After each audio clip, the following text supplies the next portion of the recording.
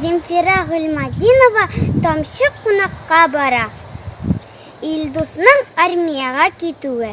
Илдус бер көнне иртән уянды да, караваттан төшкәнче ут кычкырып, «Мин бүген армияга китәм», диде. «Улым, сиңа 5 кенә яшь бит әле», диде әнисе. «Мылтык та күтәрә алмассың», диде әйтеп куйды әтисе. Түр башында чәй эчеп утырган бабасы елмайды да гына дәү әнисе плита янында коймак пешерә иде. Ул аны гына сүзенә каршы киләсе итмәгән. «Әйдә, улым, битеңне ю да коймак аша, аннары барырсың», диде Илдус. Битен юган арада